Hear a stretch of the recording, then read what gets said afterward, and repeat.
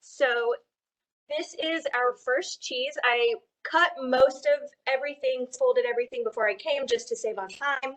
But I saved this one just so that you could see it. So I'm using a knife with some holes in it. This is just going to help the brie not stick to your knife so much. So it's just a little trick.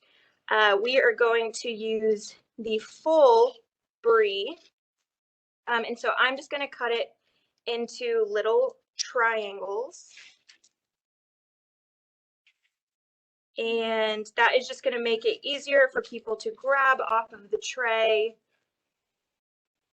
and to enjoy on a cracker or with some meat, whichever they like. And we are going to make 16 slices. So they're going to be pretty small, which is, depending on what your guests like, maybe a little bit more palatable for them. And so we'll just keep cutting that. And one more. All right, so we've got our 16 slices here. And the way that I like to display brie is in a little bit of a circle, but it's going to look more like a pinwheel. So I'm just going to go in a circle, laying each one a little bit on top of the other. You'll get about 10 slices in this way if you want it to be close. And you can do a little bit more if you want it to be spread out. So that's if we keep it close. But today I brought a little bit of some salami. And so I'm actually going to leave a circle in the middle that I will fill in just a minute. All right, so that's our first cheese. And we've got it in a nice little circle. All righty. Now, the second cheese that I'm going to use this morning is just a typical white cheddar. So cheddar is very unique in that it can be cut in so many different ways. There's so many different types. You can add fruit to it. I have another white cheddar this morning that has cranberry in it. Or you can add some spice to it, whatever you like. So this is just a typical white cheddar cut in slices. And so I'm just going to take it around my board. I've got about 10 slices. And so this is going to be to feed between 12 to 15 guests in an appetizer style. And so if you wanted something more of a meal, I would go a little bit bigger, or this size can feed about 10 to 12 as a meal. Another cheese that I have with me this morning is a manchego. It's got a really beautiful rind on the back of it. And so I'm going to make sure I display that. Typically the way that I display manchego is just like this. I'm going to alternate my triangle slices in this pattern. That one's a little too thick. We want them to be about the same size so that your pattern looks really nice. And I'm going to end it with my edge pieces, which is going to just show that really nice coloring on the outside of both of these sides. So that is our third cheese. Question. Yeah. Cut the cheese. So do you prefer to cut the cheese or? So we cut the cheese in advance for this kind of style, just because if a client is buying our tray from us, they want to be able to just take it right to their party, and their guests just want to be able to take exactly what they want. So we do typically pre-cut everything. We've done larger displays. We've done a table display of this size, just all food. On that kind of display, we would keep things a little bit more intact. But typically on something this size, we're going to cut everything up for our clients. Dry out to keep it. So we actually ask that our clients pick up no more than 2 hours before their party. But we also package it really well in cellophane, so it's completely sealed, and so everything doesn't dry out too fast. Usually the cheese board doesn't have a border. It depends on what you purchase. So some of our boards are flat. So we have a border just because people will be taking them somewhere off site. But you can purchase some that do have a border. But if you don't, then you can just lay everything flat on the board as well. The triangles, I would just move and then put something else right here to kind of pull it up a little bit. Where can you buy the tray? The tray. So these are in, yeah, if a wooden one you could buy at Home Goods, TJ Maxx, Walmart, pretty much anywhere. Alrighty, so here is our next cheese. It is a wine-soaked Toscano cheese, so it's got this really pretty purple rind on it, and it's going to be a very creamy cheese.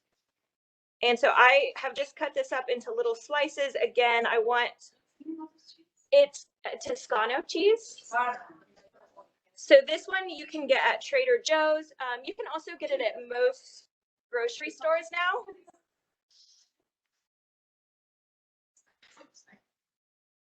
And so again, just for purposes of people being able to pick at this like they want, I'm going to cut everything up for them. I have a dill Havarti, and I've cut that into little cubes. Again, we just want everything to be bite-sized for people, or for them to just be able to take a few pieces and put on their plate. So I have just arranged this into a little bit of a pile of cubes, and that makes it a little bit easier for people to pick and choose how much they want.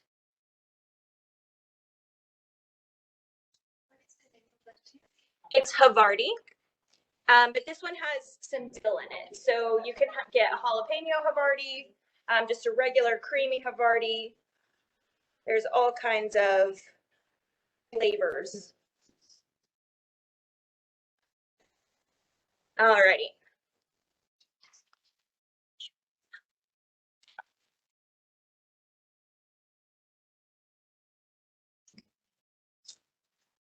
Okay, this is a goat cheese that has been wrapped in a blueberry crust. So it's going to be a very creamy cheese. And it's got a lot of sweetness from the blueberry on the outside. Put it with the same. So this one, the goat cheese is very temperamental. And so to get those white slices that you see here, we freeze our goat cheese for just 3 minutes. And then we have a cheese wire that we'll slice it with. If you don't have one of those, you can also use unscented floss, dental floss. Yes, thank you. I couldn't think of the word. Yeah, you can use unscented dental floss and it'll get the same job done. Oh, yeah, if you want that, you can definitely use a regular minted floss.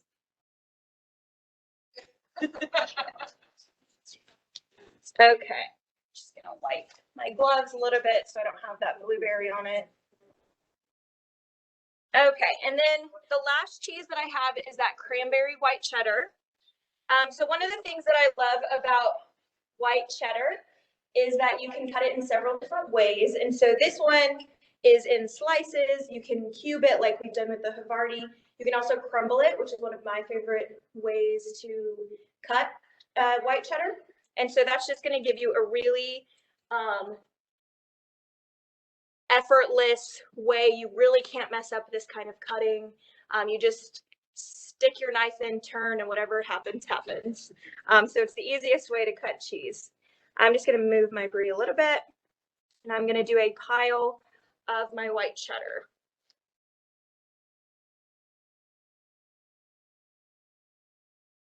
This is one of our clients' favorite cheeses that we put on our boards. It's a very unique cheese. Can you say what it is?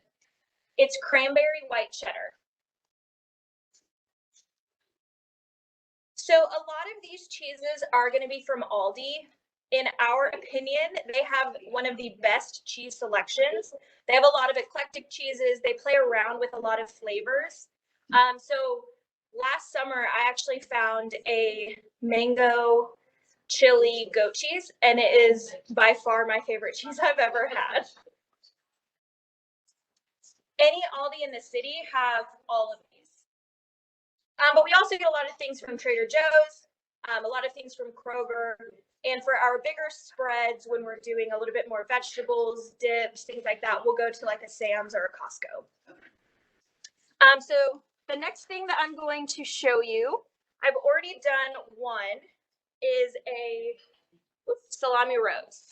And so this is just a really beautiful way to present something.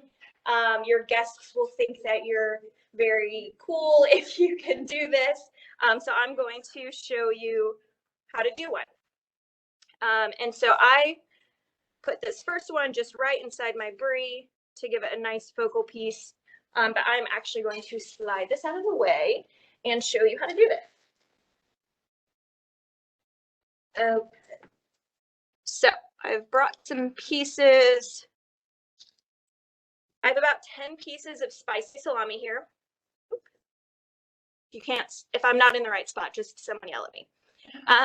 Okay, so all I've done here is I'm going to fold it in half and place it right on my little parchment paper here.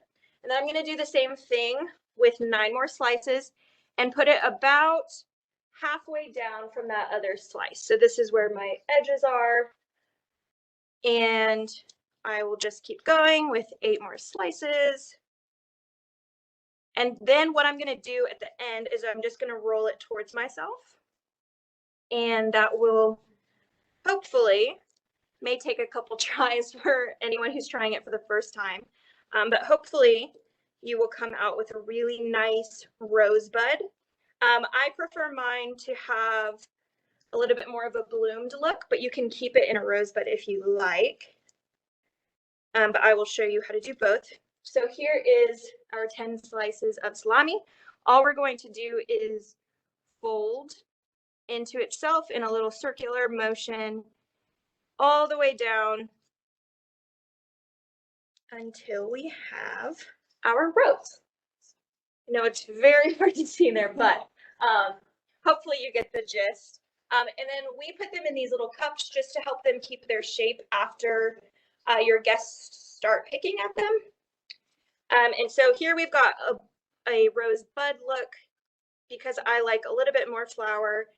I'm just going to pull at my edges. Take one, destroy the. So it should hold its shape for the most part, but once you've got about 4 or 5 out, it's going to fall apart. But that's kind of the fun of it.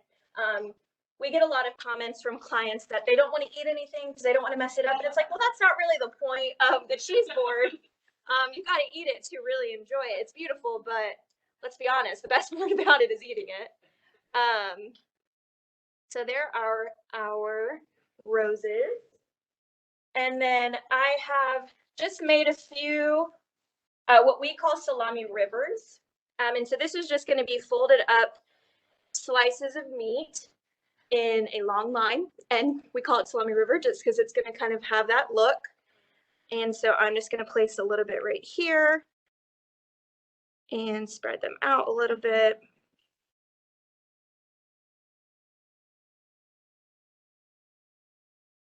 And then I've got some spicy salami and some just regular Italian salami. So if you don't like spice, that's okay. Is it quartered or just folded? It is quartered. So I will show you. So here is, where am I at? Here we are. Here is just a slice of salami. So we're going to fold it once and then fold it again. So you've got kind of this triangle. I'm going to do the same thing with another piece. Now, the way that I like to do this, so I have my 2 edges here and here. I'm actually going to flip this one over so that my edges are facing each other and then put them on top of each other. And so that gives it a little bit more of something to push on. And so you're going to have a little bit more of a floured effect to it rather than them going all the same way in a row. And I've got just a little bit more. So I'll put that on here. And same thing over here. Alrighty, the last meat that I brought is prosciutto. And I'm going to do a ribbon with this. So I have my slice of prosciutto. Not done this in the air before, so we'll see how it goes, but I'm just gonna fold it about 2/3 of the way up the slice. So you've got that edge at the top. And then that, I'm just gonna fold it kind of like in a fan. And that's gonna give us really nice ribboned effect. And then I will just put that right onto my board. And I'll do that with a few more pieces.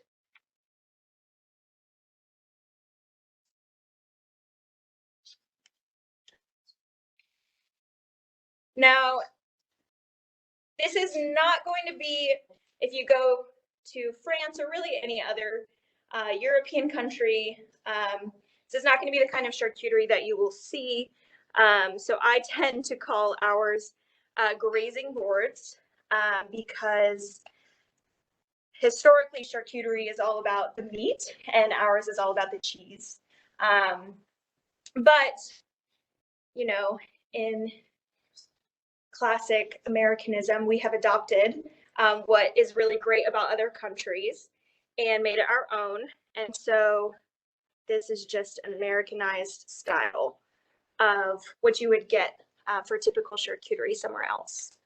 So how much cheese and how much meat do you use? So like 2/3 of cheese, 1/3 of meat. What is your portion? So ours, we'll see at the end, but ours is going to be predominantly cheese. I would say of these two, it is going to be 2/3 cheese, 1/3 meat, and then just a few other accoutrements thrown in, which we'll get to, and a lot of fruit as well, just to kind of add in some of those other fresh flavors. So we're done with our cheese and meat. We might throw in a little bit more meat and or a little bit salami and prosciutto at the end, but we want to make sure that we have room for our other things. So the next thing that we'll get to is our fruit. So I have a lot of different fruit in here. They're all the same color, so you really can't see them up there, but we have blackberries, raspberries, grapes, strawberries, blueberries, and some really prettily cut kiwi, which I will show you how to do this. So the first thing that we're going to put down are our bigger fruit. So that's going to be our grapes. And I'm just going to pick somewhere on my board that I think needs some color in it. And same thing with this. And we keep them on the vine just because it keeps it all together. You're not going to have grapes rolling all over the place. And it makes it easy if somebody wants to grab a whole bunch of grapes, then they can.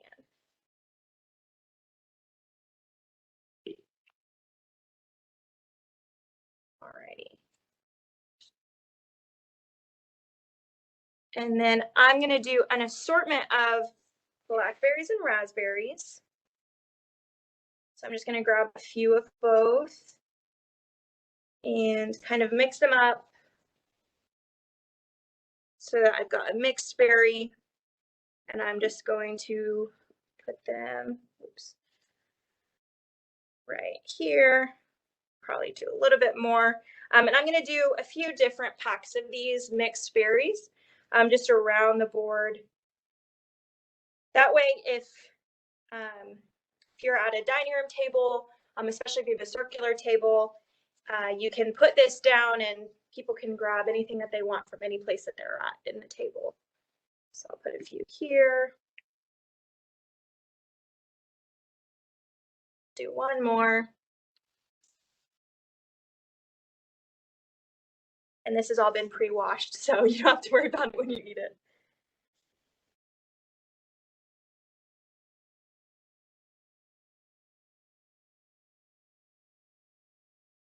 And I do have blueberries, but I am going to save my blueberries for the end because of how small they are and also how circular they are. They tend to run away when you put them on, so I save them to the end just to fill my little holes, and because they're small enough, they're a really great hole filler. So we will save those. And then we don't typically put these on this size of a board, but I just wanted to show you guys how to do this because they're a really fun way to add a little excitement to your board. Let's see if I can get it back together. Maybe not. Close enough. Okay, so you'll want to do this with a paring knife. This knife is actually too big for this. A paring knife is going to be the best. It's going to cut out that little extra wedge right there. And there it is.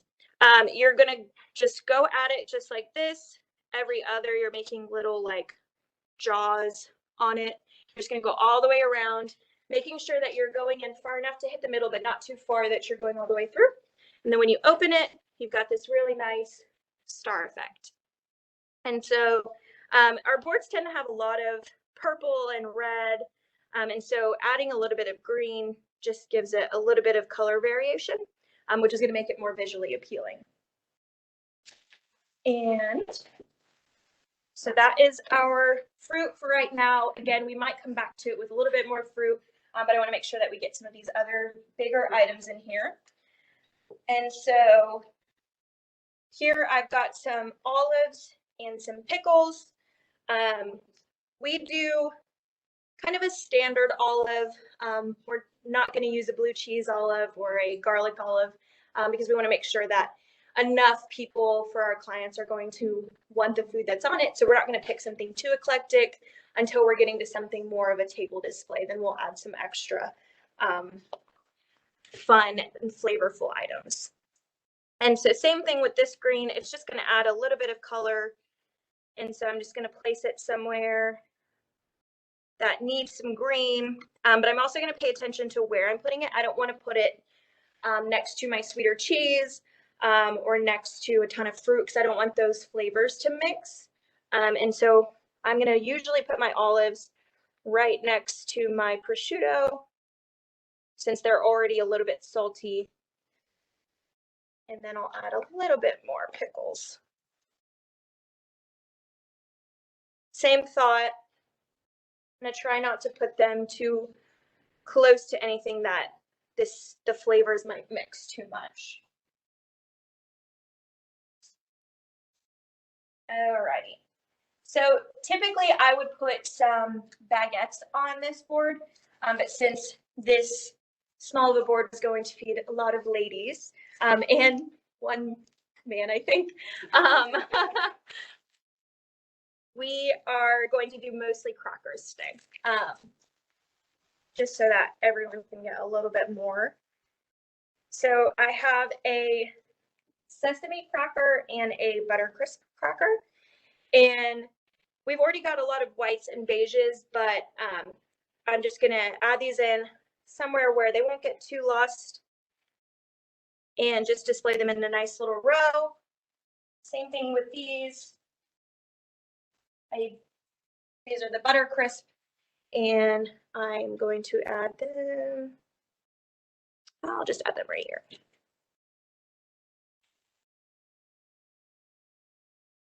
All right, so we're getting pretty full at this point, which is good. I'm just going to add a few more bigger items. Again, this is not a traditional charcuterie board. It's more about grazing and entertainment. And so we're always going to add something a little bit sweeter. And so today I have some dark chocolate, and I keep forgetting that this is up here. I'm just going to break it. However it breaks, there are technically some actual bricks, but I like a little bit more of a jagged look with our chocolate. So we're just going to break it however and place it on our board. And then I also have some mini stroopwafels. These are just a cute way to add some texture because they have that waffle look on it. And again, just paying attention to color. I don't want to add too much beige anywhere else. So I'm just going to add my waffles right there.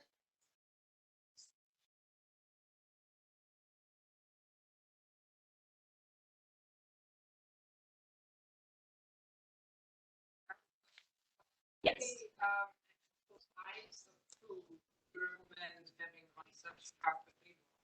So you've already like kind of 5 different ones. Cheese. So we will do cheese, meat, fruit, something sweet, and then your nuts and your olives pickles. So that's technically 6, but it's just a little bit of everything because you want your guests to want at least one thing on the board. So we do add probably a little bit more variety than a normal charcuterie board, but we want people to be able to enjoy this as like a beginning to end meal. Cheese. Yes, we do. So this size, like I said, is going to feed between 12 to 15 people. We are going to add, just like we did, 6 cheeses.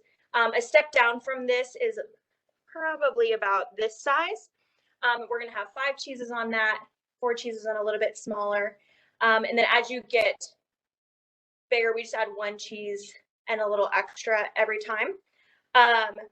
We will be sending to Aga to send to you all a PowerPoint of what we've shown you today, and then a little bit of like what to buy, how much to buy, things like that. So you'll have plenty of access to that.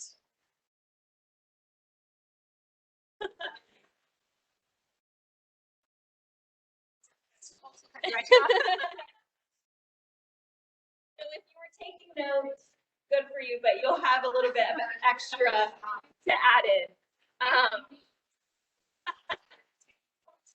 All right, and then if you want to order from us, that's fine too.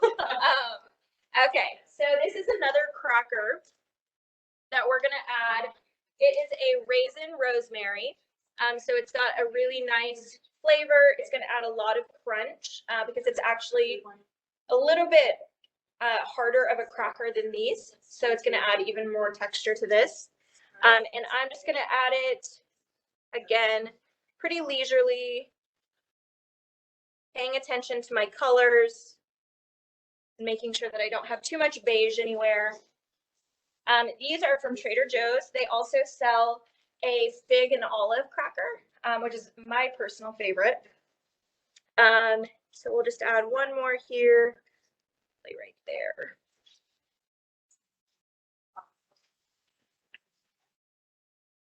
Alrighty, so now we've got our nuts. And so I have almonds, pistachios, and then a dark chocolate almond. So again, just a little bit of sweetness.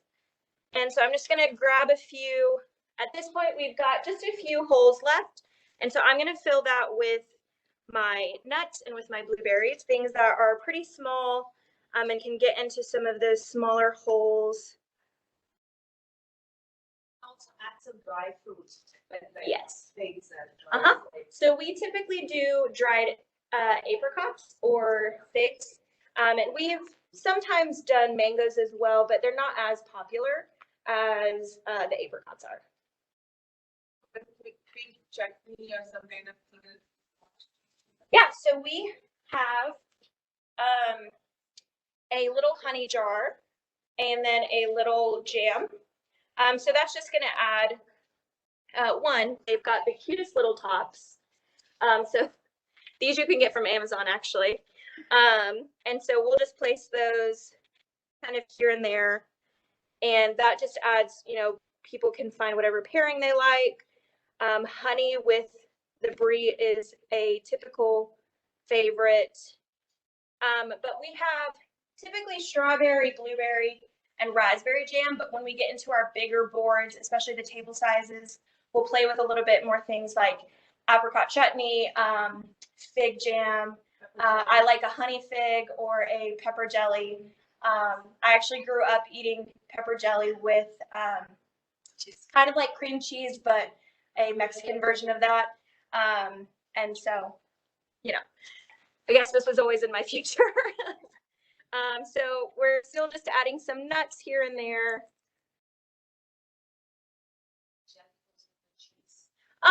Every person is different. We do try to pay attention to what kind of cheeses we're adding and making sure that we personally think that they'll pair well. But I've seen people do the craziest of things with their pairings and really love it. So it's kind of just what your guests like, and just making sure that you're providing them some options of pairings.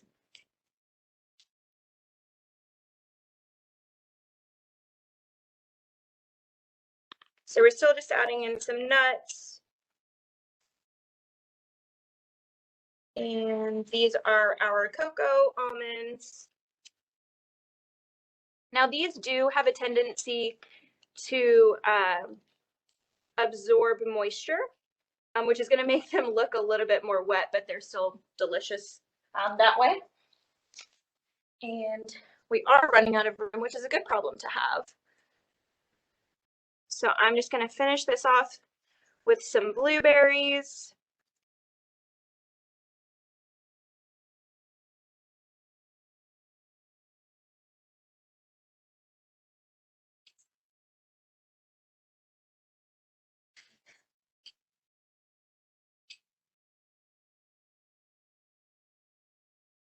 And we like ours to look very full.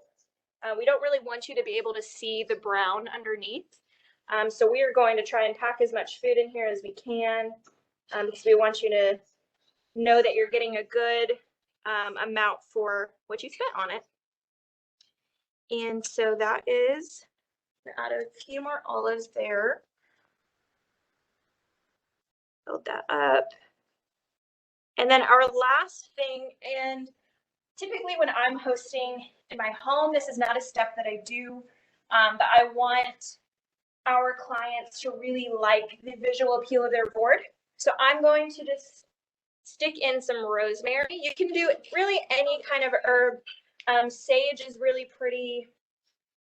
Depending on the cheeses that you have, you may add some dill, some mint, things like that. But like I said, this is not something I do for my guests personally, but I do for our clients.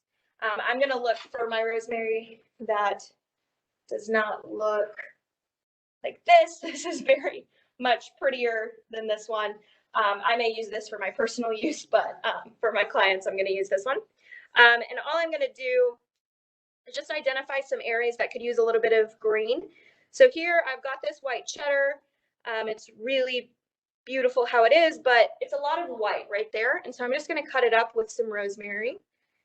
And then another thing that I like to do, I have this salami rose, and I'm just going to give it some leaves.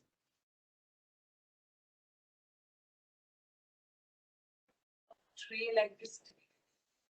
So this from us is going to be $135. It includes everything you see here, the tray. You'll get it presented in a sealed cellophane bag, and it'll come with a little menu. We have options bigger than this, and we have options smaller than this. We also teach classes where you can build it yourself while we teach. And so all of that is available product from us. I'm going to add just a few more pieces of rosemary. Do a little bit right there. And that's our board. Thank you.